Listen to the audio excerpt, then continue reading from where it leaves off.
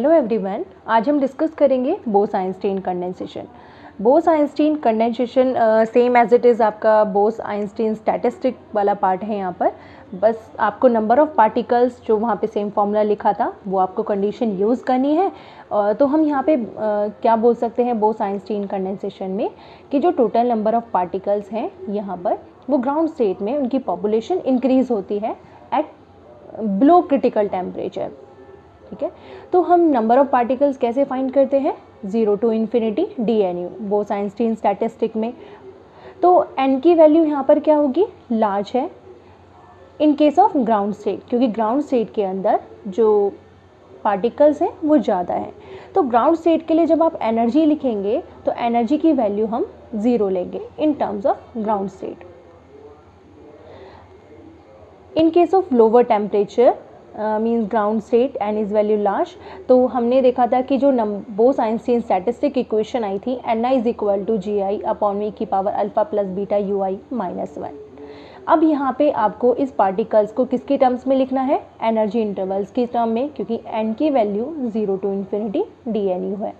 तो यहाँ पे अगर इस टर्म को हम लिखें तो dnu is equal to GU DU divide by E की power alpha plus beta UI minus 1। इस इक्वेशन को GU number of phase space cells, यहाँ पे आपको GU की वैल्यू निकालनी है क्योंकि GU number of phase space cells है और फेज स्पेस सेल्स की वैल्यू आपको मोमेंटम टर्म में पता होती है, जैसा कि हमने बोस-आइंस्टीन स्टैटिस्टिक में देखा था। मोमेंटम की टर्म में लिखने के बाद आप उसे एनर्जी की फॉर्म में जब चेंज करोगे तो आपके पास dnu की वैल्यू ये आएगी। तो 4 pi mv divide by H cube 2mu की power half du divide by E की पावर अल्फ़ा प्लस बीटा होता है 1 बाई KT UI माइनस 1। ये आ गए आपके पास number of particles in energy range u and du में। अब हमें क्या करना है यहाँ पे? तो हमने देखा था कि बोस-आइंस्टीन में कि जो एनर्जी लेवल होता है ग्राउंड स्टेट के लिए 0 है, और अगर 0 वैल्यू है तो GU की वैल्यू अगर हम यहाँ से निकालें तो U की वैल्यू 0, तो G0 की वैल्यू कितनी हो जाएगी? 0। बट एक्चुअली ये वैल्यू हमारे पास G0 की वैल्यू 1 होती है अगर हम नोट करें। क्यों? क्योंकि यहाँ पे एनर्जी 0 पर हमारे पास एक स्टेट प्रेजेंट होगी, इसलिए हम GU की वैल्यू क्या लेंगे? यहाँ पर 1 लेते हैं। तो जो GU की वैल्यू 1 आई है वो आपको इक्वेशन में पुट करनी है। तो हम यहाँ पे लिख लेते हैं इक्वेशन, पहले जो नंबर ऑफ़ पार्टिकल्स की थी ni is equal to GI divide by की power alpha plus beta UI minus 1। Ground state के लिए कंडीशन आपको पता चल गई कि U ग्राउंड स्टेट के लिए 0 और GI की वैल्यू 1 के इक्वल है, क्योंकि इसमें एक स्टेट है। तो हम यहाँ पे जो नंबर ऑफ़ पार्टिकल्स है ni को किस में कन्वर्ट करेंगे? Ground state number of particles में। और ग्राउंड स्टेट पार्टिकल में जब रिप्रेजेंट करेंगे तो उसे हम लिखेंगे n0 से, और u की वैल्यू आप 0 पुट करो तो 1 बाई अल्फ़ा प्लस 0, तो ई की पावर अल्फ़ा माइनस 1। तो n0 means number of particles in ground state. Same total number of particles आपको फाइंड करने हैं, और टोटल नंबर पार्टिकल्स फाइंड करने के लिए जो इक्वेशन होगी n इज इक्वल टू आप सिर्फ क्या लिखते थे? Integration of dnu। लेकिन अब हमारे पास जो पार्टिकल्स हैं बिलो क्रिटिकल टेम्परेचर कहाँ प्रेजेंट है? ग्राउंड स्टेट में। तो टोटल नंबर ऑफ पार्टिकल के साथ ground state plus integration of number of particles in energy range. तो n0 आपको फाइंड करना है प्लस ऑफ dnu की वैल्यूज़ हमने देखी ली थी इन अभी इक्वेशन नंबर ए में। तो आप वो वाली इक्वेशन अभी यहाँ पे पुट करेंगे, 4 pi mv upon H cube integration 0 to infinity, values put करो dnu की UI by KT minus 1 into du। अब आ गया आपके पास n is equal to n0 ये वाले टर्म। अब इस टर्म को हम यहाँ कंसीडर कर लेते हैं, that is equal two of n1। तो हमारे पास टोटल नंबर ऑफ पार्टिकल्स क्या हो जाएंगे? n0 plus of n1 means कि हमारे पास पार्टिकल्स ग्राउंड स्टेट में तो प्रेजेंट है ही, लेकिन n1 जो है वो सेकंड स्टेट है, एक्साइटेड स्टेट की पार्टिकल्स ग्राउंड स्टेट से एक्साइटेड स्टेट में रीच करेंगे। तो इट मीन्स हमें n1 की वैल्यूज़ भी निकालनी है और n0 भी निकालना है। तो n1 अभी हमने इस इक्वेशन को कंसीडर किया है, this is equation number A, ये term this is equation number A. तो n1 को आप सॉल्व करेंगे। पहले n1 को जब आप सॉल्व करेंगे तो 4 पाई mv अपॉन में H cube under the root 2m हमने बाहर ले लिया, integration U half T U E की power alpha plus U by K T minus 1। अब इस टर्म में जो 4 पाई लिखा हुआ है, 4 को हमने ब्रेक कर दिया 2 इंटू 2 में, तो एक 2 की मल्टीप्लाई हमने इससे कर दी, तो रूट 2 इंटू 2 2 की पावर 3/2, और एक 2 की मल्टीप्लाई हमने अंदर फंक्शन से कर दी, तो ये बन जाएगा 2 यू हाफ डी यू। अब जो यहाँ पे u है, हमने इस पूरे टर्म को जो e की power alpha u by K T है, तो u बाई के टी को मैंने x पुट कर लिया ताकि मैं इक्वेशन को सिंप्लीफाई कर लूँ यहाँ पर। तो x is equal to U by K T, तो आप यहाँ से क्या निकाल सकते हैं, u की value in terms of x, तो u निकालेंगे तो x के टी, तो आपको du की वैल्यू भी x की फॉर्म में कन्वर्ट करनी होगी, तो it means du is equal to D X into में के टी। तो n1 की वैल्यूज़ मिल गई आपको, v by H cube 2 pi m K T की power 3/2 2x half T X divide by under the root pi E की power alpha plus x minus 1। अब इस term में हमने क्या किया कि यहाँ पे फिर इंटीग्रेशन साइन आ गया, तो इस इंटीग्रेशन साइन को फिर आपको स्टैंडर्ड इंटीग्रल से सॉल्व करना है, तो इसको मैंने यहाँ पे कंसीडर कर लिया कि n1 is equal to this term, और ये वाले टर्म को मैंने यहाँ कंसीडर कर लिया कि f1 अल्फ़ा के, तो f1 अल्फ़ा मुझे सॉल्व करना है। तो f1 अल्फ़ा देखो हम नेक्स्ट पार्ट में यहाँ पे सॉल्व कर रहे हैं, तो इक्वेशन क्या आई थी, जो कांस्टेंट टर्म है वो हमने इंटीग्रेशन से बाहर ले ली, 2 by root pi 0 to infinity x half D X divide by E की power alpha plus x minus 1। अब यहाँ से आप क्या कर सकते हैं इस टर्म में, अब हम यहाँ पे e की पावर अल्फ़ा को जो पुट कर रहे हैं 1/d पुट कर रहे हैं, ठीक है। तो जब आप यहाँ पे पुट करोगे तो ये टर्म आ जाएगी यहाँ पर 1/d इंटू ई की पावर x माइनस 1, डिनोमिनेटर वाली टर्म, तो आपके पास 1/d की पावर x माइनस 1 आ गया। तो यहाँ से मैंने क्या किया, e की पावर x कॉमन ले लिया, और जब कॉमन लोगे तो 1 माइनस ऑफ माइनस e की पावर x डिवाइड में जाएगा, और e की पावर x जो डिवाइड में होगा वो e की पावर माइनस x बनेगा, और d का एलसीएम, तो आपके पास ये टर्म आ जाएगी e की power x 1 minus T E की power minus x by D, denominator term, और न्यूमरेटर वाली टर्म एज इट इज़। अब इसमें क्या करना है, इस टर्म को हमें न्यूमरेटर के पास लेके जाना है, तो e की पावर x को जब आप ऊपर ले जाएंगे तो e की पावर माइनस x, और जो डिवीज़न में d है वो मल्टीप्लिकेशन में जाएगा, और ये वाली टर्म जो होगी ये कंप्लीट टर्म अगर न्यूमरेटर में जाएगी तो इनवर्स ऑफ dx। ओके, अब यहाँ पे बाइनोमियल थ्योरम यूज़ करनी है आपको। तो बाइनोमियल थ्योरम में क्या होता है, first term as it is, second term में जो पावर होगी वो सेकेंड टर्म के साथ मल्टीप्लाई होना स्टार्ट हो जाती है।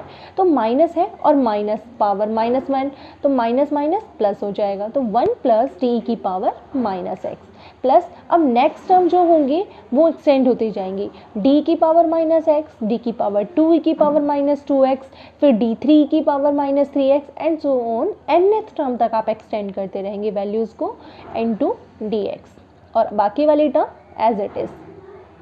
अब हमने इस फंक्शन की फर्स्ट टर्म से मल्टीप्लिकेशन की सेपरेट डिवाइड कर दिया सभी को, तो देखो 2 by root pi D function multiplication x half E की पावर माइनस एक्स इंटू में dx, फिर अगेन इस टर्म की इस वाली टर्म से मल्टीप्लिकेशन, तो d into D square 0 to infinity x half E की power minus 2x into dx and so on, फिर d3 फिर d4, तो ये टर्म एक्सटेंड होंगी।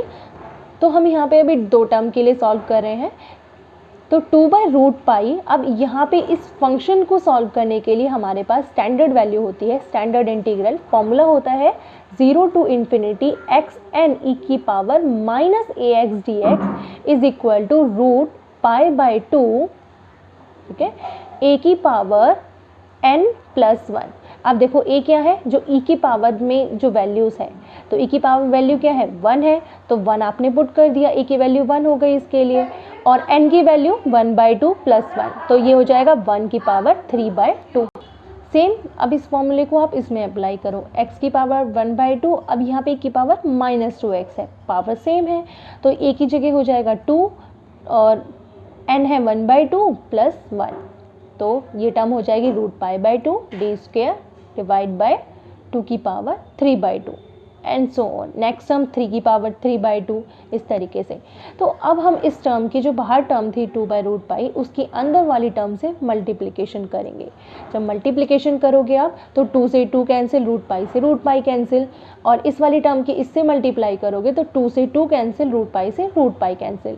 तो फर्स्ट टर्म आ जाएगी d डिवाइड बाय 1 की power 3/2, second term d² divide by 2 की power 3/2, third term d3 divide by 2 की पावर 3 की पावर 3/2, nth टर्म तक ऐसे एक्सटेंड होंगी वैल्यूज़। तो ये वैल्यूज़ आ गई आपके पास F1 अल्फ़ा की। F1 अल्फ़ा की वैल्यूज़ आने के बाद अब आपको क्या करना है, यहाँ से आप d कॉमन ले सकते हैं।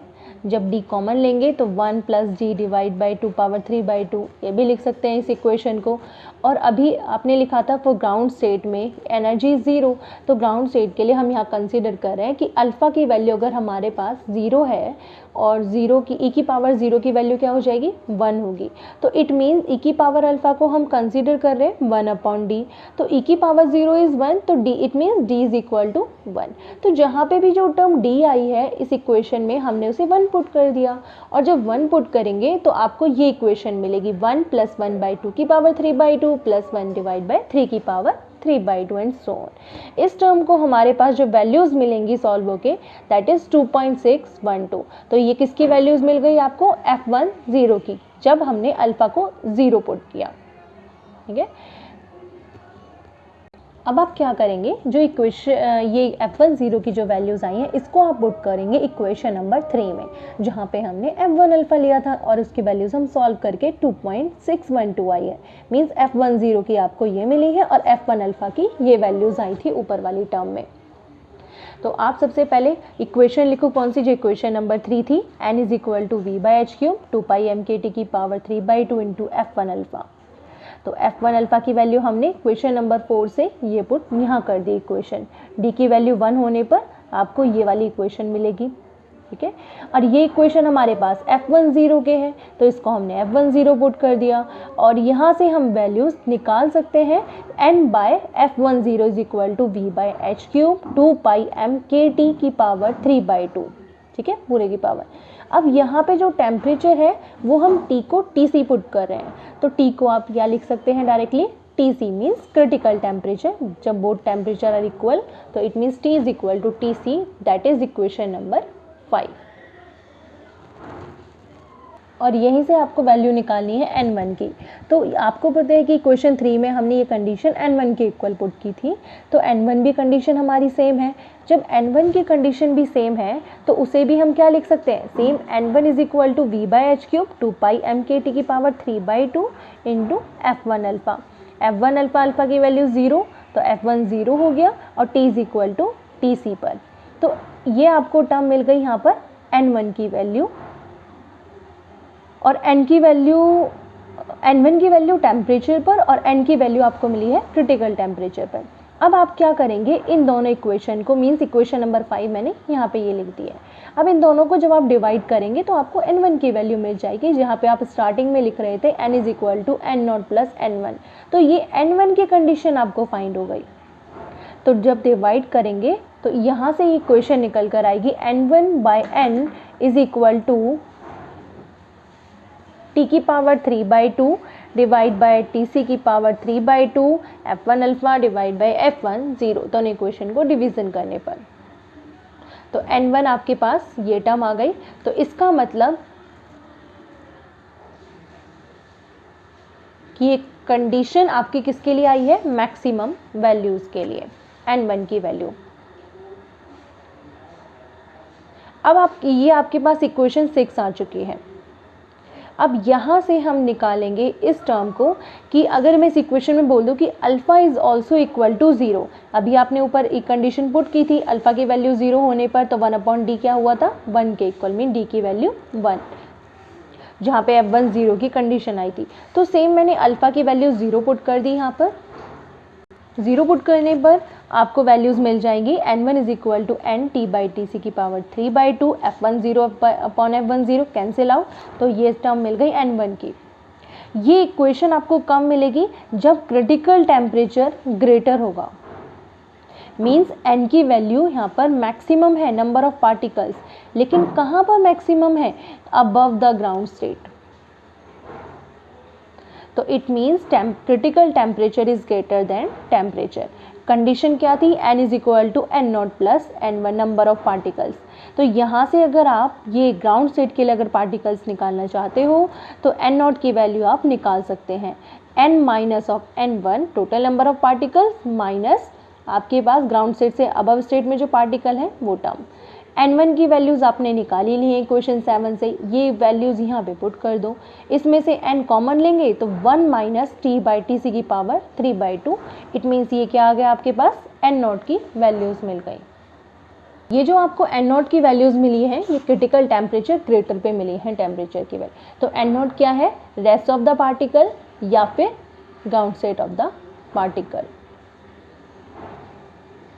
तो यहाँ पे हम फर्स्ट केस ले सकते हैं कि अगर मान लो क्रिटिकल टेम्परेचर ग्रेटर है टेम्परेचर से, तो इसका मतलब टोटल नंबर ऑफ पार्टिकल्स जो होंगे वो फॉल करेंगे ग्राउंड स्टेट में। ये ग्राउंड स्टेट, ये एक्साइटेड स्टेट, यहाँ से पार्टिकल्स यहाँ फॉल करेंगे। तो इसका मतलब क्या होगा कि पॉपुलेशन जो होगी ग्राउंड स्टेट की वो इंक्रीज़ हो जाएगी, किस पर, क्रिटिकल टेम्परेचर से लोअर पर। तो उसे हम यहाँ बोलेंगे बोस-आइंस्टीन कंडेंसेशन। तो अगर हम यहाँ से n बाई एन नॉट की वैल्यू निकाल दें ऊपर वाली इक्वेशन से, तो 1 minus T by T C N by N not, तो 1/1 minus T by T C की पावर 3/2। तो आपके पास आ जाएगा T C minus T divide by T C की पावर 3/2। तो इसका मतलब क्या है, क्रिटिकल टेम्परेचर ग्रेटर है यहाँ पर और टी की वैल्यू नेगेटिव है। ठीक है, तो ग्राउंड स्टेट में एनर्जी ज़ीरो, कब बात कर रहे हैं, जब क्रिटिकल टेम्परेचर ग्रेटर है। लेकिन जब टेम्परेचर ग्रेटर होगा तब आप अल्फ़ा की वैल्यू ज़ीरो के इक्वल नहीं लेंगे। तो यहाँ पे हमारे पास दो केस बनते हैं। फर्स्ट केस जो बन जाएगा जब क्रिटिकल टेम्परेचर ग्रेटर होगा, तो इसमें ग्राउंड स्टेट फॉलो करेंगे और ग्राउंड स्टेट में की पार्टिकल्स की एनर्जी जो होगी वो ज़ीरो के इक्वल होगी, और उसको हम बोलेंगे डीजनरेट गैस के लिए। It means Bose-Einstein degenerate gas condense in the ground state but do not contribute to the energy। तो T is greater then TC पर हमारे पास ये वैल्यूज़ अल्फ़ा ज़ीरो के इक्वल नहीं होगा। तो जो ग्राउंड स्टेट है हमारे पास यहाँ नंबर ऑफ पार्टिकल्स के लिए ग्राउंड स्टेट, तो इस गैस को हम बोलेंगे क्लासिकल और non degenerate gas. Alpha zero नहीं होगा तो D की वैल्यू 1 के इक्वल नहीं होगी। सेकेंड कंडीशन, अगर थर्ड कंडीशन हम बोल दें कि TC से अबव वैल्यू पर, तो अल्फ़ा की वैल्यू क्या हो जाएगी, डिक्रीज़ होगी। अल्फ़ा की वैल्यूज़ कहाँ से कहाँ तक डिक्रीज़ होगी, इसका मतलब या तो वैल्यूज़ n1 है और n के स्टेट में फॉलो कर रही हैं, एक्साइटेड स्टेट में या टोटल नंबर ऑफ पार्टिकल्स। ठीक है, तो n नॉट की वैल्यू जो होगी ग्राउंड स्टेट के लिए ज़ीरो, और n1 को हम यहाँ पुट कर सकते। अगर n नॉट की वैल्यू ज़ीरो है तो n1 की वैल्यूज़ निकालनी है। n1 की वैल्यूज़ आप कैसे निकालोगे, n की वैल्यू क्या लिखी थी आपने, n not plus n1, n not zero तो n is equal to n1। तो इसका मतलब टोटल नंबर ऑफ पार्टिकल्स कहाँ प्रेजेंट है, अबव स्टेट में। अबव स्टेट से जब वो फॉल करेंगी ग्राउंड स्टेट में, तब हमारे पास इक्वेशन अभी हमने निकाली ऊपर वाली इक्वेशन में, तो वो देख सकते हैं 1 minus T by T C की पावर 3/2। तो अगेन हम वही इक्वेशन फॉलो करेंगे कि यहाँ पे हमारे पास जो इक्वेशन आई थी इक्वेशन 6 से, n is equal to n1 is equal to n T by T C की power 3/2 f1 alpha divide by f1 zero. तो n1 को हमें एट n पुट करना है, तो लेफ्ट हैंड साइड वाली कंडीशन में n1 को n पुट कर दिया, n से n कैंसिल दैट इज़ 1, और ये equation that is equal to 1। यहाँ से आप निकालेंगे f1 अल्फ़ा। जो f1 अल्फ़ा निकलेगा यहाँ से TC डिवाइड बाई T की पावर 3/2 इंटू f1 ज़ीरो।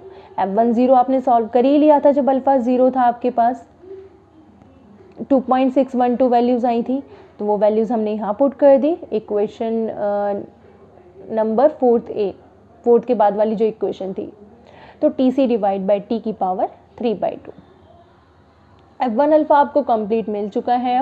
अब आप यहाँ पे अगेन इस इक्वेशन को जब पुट करेंगे वैल्यूज़ को, तो इट मीन्स n नॉट की वैल्यू तो आपके पास ज़ीरो है, और आपने इक्वेशन लिखी थी n is equal to n not plus of n1। n not zero हो गया और n is equal to n plus of n1 n के इक्वल आ गया। तो हम इक्वेशन 3 में वापस मूव करेंगे, n is equal to v by H cube 2 pi m K T की power 3/2 into f1 alpha. f1 alpha F1 alpha आपने निकाल ही लिया था 2.612 TC डिवाइड बाई T की पावर 3/2, तो वो इक्वेशन हमने यहाँ पे पुट कर दी। तो आपके पास टोटल नंबर ऑफ पार्टिकल्स ये आ गई इक्वेशन। अगर आपको temperature T is equal to T C के लिए निकालना है ये वैल्यूज़, तो आप यहाँ पे लिख सकते हैं T is equal to T C. तो यहाँ पे T को जब TC पुट करेंगे तो आपके पास सेम इक्वेशन हो जाएगी नंबर ऑफ पार्टिकल्स की। Total number of particles in state is equal to this term.